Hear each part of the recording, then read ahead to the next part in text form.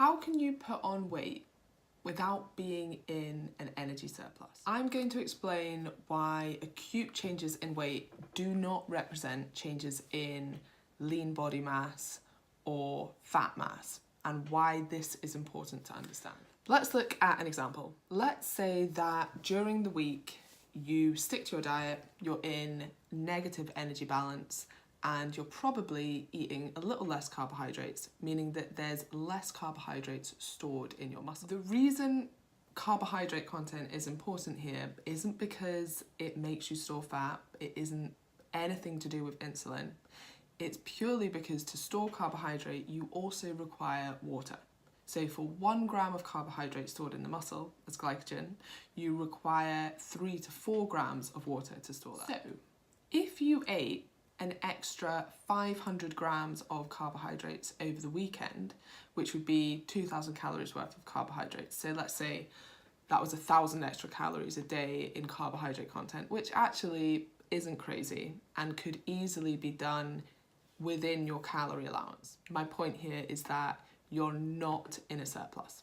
You've eaten 500 extra grams of carbohydrates over the weekend, but stuck to your calories. Now, if you stick to your calories, you shouldn't put on weight, or that's what most people think. And long term, this is absolutely true. Your weight will be very dependent on your calorie intake over time, or more to the point, your energy balance over time. So the balance between how much energy you are consuming and expending. But short-term fluctuations in weight do not represent fat loss or energy balance. So back to my point, you've eaten 500 grams of carbohydrates over the weekend, and to store this requires 3 to 4 grams of water per gram of carbohydrate. So you're looking at a potential 2 kilogram increase in weight despite not going over your calorie allowance. Now, I feel like I probably shouldn't even need to say this, but I will. This weight is not fat. This weight is water and carbohydrates. This weight, this extra 2 kilograms, has made no difference to your body composition. It has made no difference to how much muscle mass you have or how much fat tissue you are storing. Thus, it is completely irrelevant to your fat loss goal, but can be extremely demoralizing, especially if you're using solely the scales as a marker. This is why I am so adamant to tell clients that they should ignore acute weight fluctuations. One, they are absolutely inevitable unless you eat exactly the same thing every day at the same time and experience no hormonal weight fluctuations, which is extremely rare. And the second reason is that it physically cannot be fat.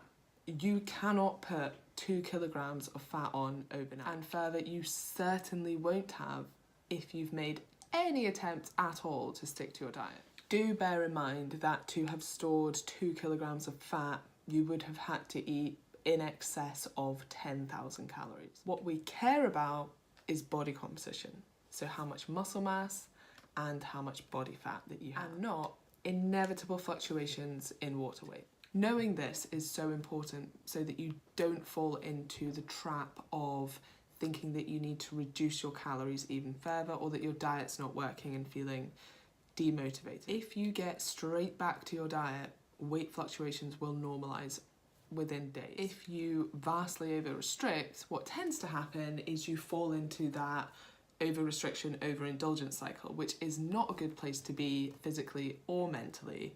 Plus, no one ever loses a significant amount of body fat doing that. Now let's look at the other side of acute weight fluctuations, which is acute weight loss.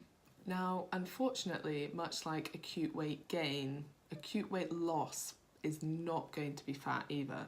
So if you lose 2 kilograms within a few days of starting a diet, that is most likely water. Water and carbohydrate stores will fluctuate, and they can bump your weight up or down without any change in body fat. This is one of the reasons why, if you're using the scales, it's sensible to take more than one measurement a week. You'll often find that people who only weigh themselves on a Monday think that they're much heavier than they are, and if they actually weighed themselves midweek, they'd probably be much happier with the number they see on the scale. This is likely because they often have a higher carbohydrate intake on the weekend, meaning that they've stored more water, meaning that the scales will say that they are heavier. That doesn't mean they haven't lost body fat if they've stuck to their diet and they've created a negative energy balance, that magic calorie deficit.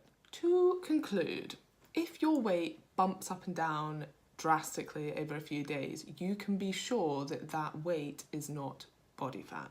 It's likely a mixture of water, carbohydrate stores, and food volume in your digestive tract. However, if you are losing body fat, your weight will reduce on average over time. And if it's not, then you're not creating a deficit on average consistently over time.